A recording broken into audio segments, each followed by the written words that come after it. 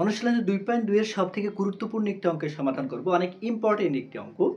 যে অঙ্কটি বলছে যে একটি ফাংশন দেওয়া আছে, এই ফাংশন থেকে ডান পক্ষ বাম পক্ষ প্রমাণ করতে হবে বা দেখাতে হবে। অঙ্কটা কি বলছে খেয়াল করেন।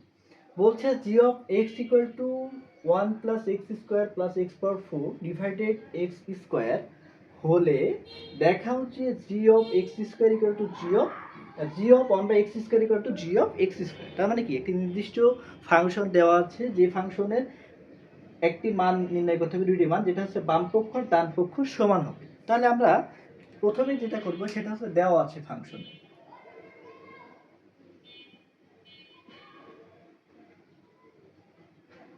দেওয়া আছে g of x equal to 1 plus x square plus x power 4 divided x square। এখন আপনার এখানে দুইটা পক্ষ, একটা হচ্ছে বাম পক্ষ বা লেফট হ্যান্ড সাইড, আর একটা হচ্ছে ডান পক্ষ বা রাইট হ্যান্ড সাইড। এখন আপনি বাম পক্ষ নিয়ে অঙ্কের সমাধান করবেন। তাহলে বাম পক্ষ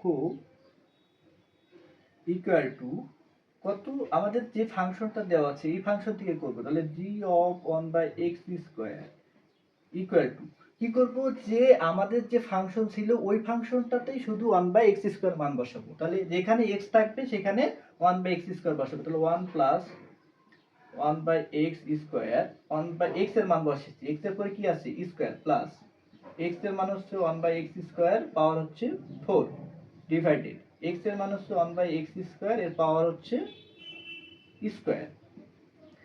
তাহলে দেখেন ক্যালকুলেশন করেন, এখানে সমাধান করেন। 1 প্লাস পাওয়ারের উপর পাওয়ার থাকলে সেটা গুণ হয়, তাহলে 1 এর উপরে স্কয়ার মানে 1, তাহলে x এর উপরে স্কয়ার মানে কি পাওয়ার 4, আর পাওয়ারের পাওয়ার গুণ হয়, তাহলে 2 গুণ 2 কত হবে 4, প্লাস 1 বাই x পাওয়ারের পাওয়ার গুণ, তাহলে 2 গুণ 4 তাহলে কত হবে 8 x পাওয়ার 8, তাহলে 1 বাই x পাওয়ার 4।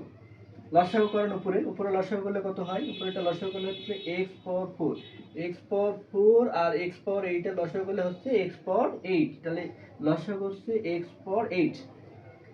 এখন x পাওয়ার 8 কে যদি 1 দিয়ে ভাগ করেন তাহলে যেটা আছে সেটাই হয়, x power 8 plus x power 8 কে ভাগ করবেন x পাওয়ার 4 দিয়ে, তাহলে পাওয়ার ভাগ থাকলে পাওয়ার কি বিয়োগ হয়ে যায়, তাহলে হবে হচ্ছে x পাওয়ার 4, তাহলে x power 4 plus x power 8 কে x পাওয়ার 8 দিয়ে ভাগ করলে থাকে হচ্ছে 1, শুধু 1 divided x power 4, 1 by x power 4।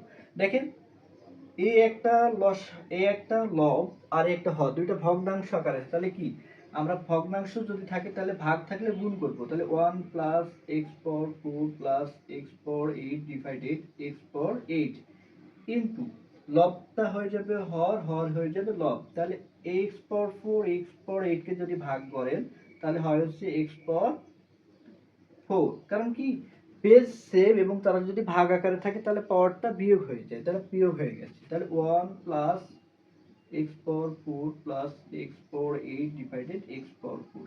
এটা হচ্ছে আপনার বাম পক্ষের যে মান পেয়েছেন সেটা হচ্ছে বাম পক্ষের মান। এখন আপনাকে ডান পক্ষের মান নির্ণয় করতে হবে। কত, ডান পক্ষের যে মানটা আছে সেটা হচ্ছে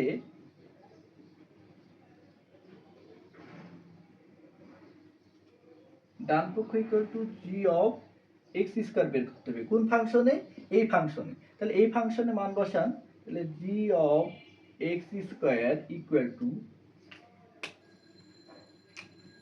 1, x এর জায়গায় কি বসাবো x স্কয়ার, তাহলে x স্কয়ার টু মান বসেছি x এর, তারপরে পাওয়ার কত 2 প্লাস x এর মান হচ্ছে এখন x স্কয়ার, তারপরে পাওয়ার হচ্ছে 4 ডিভাইডেড x এর মান হচ্ছে x স্কয়ার, তারপরে পাওয়ার হচ্ছে স্কয়ার। তাহলে সমাধান করেন, 1 প্লাস পাওয়ারের পাওয়ার গুণ হয়, তাহলে x power 4 plus x power 4 দুগুণে 8 x পাওয়ার 4। দেখেন এইটা হচ্ছে আপনার ডান পক্ষের মান আর এইটা হচ্ছে আপনার বাম পক্ষের মান। তার মানে কি আপনার বাম পক্ষ ডান পক্ষের মান সমান, তাহলে বাম পক্ষ আর ডান পক্ষের মান যদি সমান হয় তাহলে আপনাকে যেহেতু দেখাতে বলছিল তাহলে শুড, তাহলে লিখবেন লেফট হ্যান্ড সাইড বা বাম পক্ষ ইকুয়াল টু ডান পক্ষ, এটা শুড মানে দেখানো হলো।